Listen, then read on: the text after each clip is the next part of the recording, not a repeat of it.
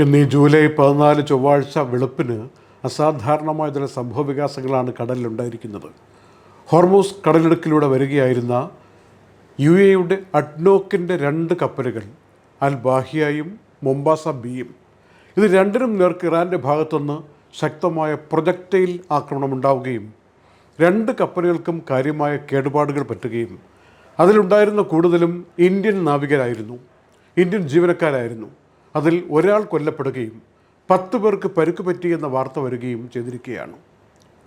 അതിശക്തമായി UAE, അതുപോലെ മറ്റ് അറബ് രാജ്യങ്ങൾ, ഗൾഫ് രാജ്യങ്ങൾ, ഇന്ത്യ ഒക്കെ ഈ സംഭവ വികാസത്തെ അപലപിച്ചിട്ടുണ്ട്.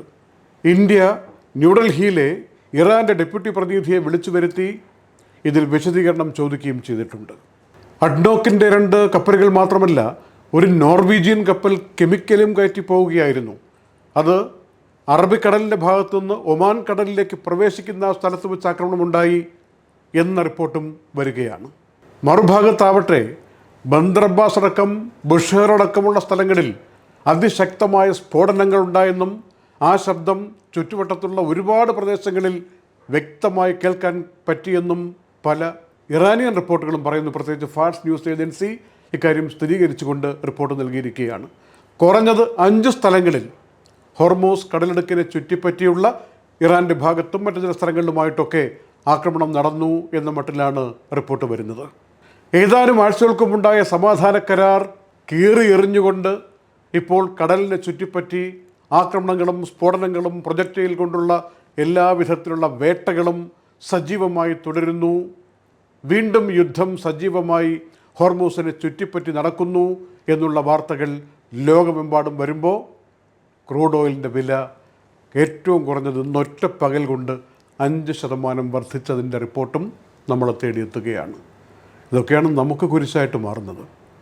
യുദ്ധം നടക്കുന്ന ഒരു ഭാഗത്താണെങ്കിലും അതിൻ്റെ എല്ലാ വശങ്ങളിലേക്കും ചിതറിത്തെറിച്ച് എണ്ണ വില വർദ്ധിക്കുന്നു. അതനുസരിച്ച് അവശ്യ സാധനങ്ങളുടെ വില വർധനവ് പ്രകടമാവുന്നു, ദൗർലഭ്യമുണ്ടാകുന്നു, മാർക്കറ്റിൽ കരിഞ്ചന്ത എന്ന സാഹചര്യം ഉണ്ടാകുന്നു, പല അത്യാവശ്യ സാധനങ്ങളും കിട്ടാതെയാകുന്നു. ഇങ്ങനെ ദുരന്തം പേറുന്ന മനുഷ്യരായി ലോകത്തുള്ള 800 കോടി ആളുകളും മാറിക്കൊണ്ടിരിക്കുന്ന ദൃശ്യങ്ങളാണ് കഴിഞ്ഞ ഏതാനും മണിക്കൂറുകൾക്ക് മുമ്പേ നമ്മൾ കാണുന്നത്. യൂറോപ്യൻ യൂണിയൻ്റെ ഏവിയേഷൻ ഏജൻസി എല്ലാം കൂടെ ചേർന്നിട്ട് ഇപ്പോൾ ഒരു കാര്യം പറഞ്ഞിട്ടുണ്ട്. UAE, ഖത്തർ, ബഹ്റൈൻ, കുവൈറ്റ്, അതുപോലെ ഒമാൻ കടൽ ഭാഗം, ഈ വ്യോമ സ്പേസിലൂടെ ഇപ്പോൾ യൂറോപ്പിൻ്റെ വിമാന കമ്പനികൾ പറന്നു പോകുന്നത് പന്തിയല്ല, ഒന്ന് ശ്രദ്ധിക്കണം എന്നൊരു മുന്നറിയിപ്പ് നൽകിയിട്ടുണ്ട്. എമിറേറ്റ്സ് എയർലൈൻസിൻ്റെ ഭാഗത്തുനിന്ന് ആശ്വാസകരമായിട്ട് ഇന്ത്യയിൽ നിന്ന് ടിക്കറ്റ് ബുക്ക് ചെയ്യുന്ന യാത്രക്കാർക്ക് ഒരു സന്തോഷ വർത്തമാനം വന്നിരിക്കുന്നു. ഇനിയിപ്പോൾ ഹോളിഡേക്കാവട്ടെ, യാത്രകൾക്കാവട്ടെ, എമിറേറ്റ്സ് എവിടെയൊക്കെ പോകുന്നു, 100-140 സ്ഥലങ്ങളിൽ പോകുന്നുണ്ടല്ലോ, അവിടേക്കൊക്കെ ഇന്ത്യയിൽ നിന്ന് ടിക്കറ്റ് ബുക്ക് ചെയ്താൽ ക്രെഡിറ്റ് കാർഡ് ഉണ്ടെങ്കിൽ ആ ടിക്കറ്റിൻ്റെ കാശ് 3 മാസം മുതൽ 36 മാസം വരെയുള്ള ഇൻസ്റ്റാൾമെൻ്റ് ആക്കി കൊടുക്കുന്ന ഒരു പദ്ധതി ഇന്ത്യൻ യാത്രക്കാർക്ക് വേണ്ടി ആവിഷ്കരിച്ചിരിക്കുന്നു എന്നാണ് പറയുന്നത്. അത് ആക്സിസ് ബാങ്ക്, SBI അടക്കമുള്ള HDFC, ICICI ബാങ്ക് അടക്കമുള്ള പല ബാങ്കുകളുടെയും ക്രെഡിറ്റ് കാർഡുകൾ ഉപയോഗിച്ചുകൊണ്ട് ഇന്ത്യയിൽ നിന്ന് ടിക്കറ്റ് ബുക്ക് ചെയ്താൽ ഈ ആനുകൂല്യം കിട്ടും. സ്വാഭാവികമായിട്ടും നമ്മൾ ചോദിക്കും, എന്തെങ്കിലും അധികം കൊടുക്കേണ്ടി വരുമോ?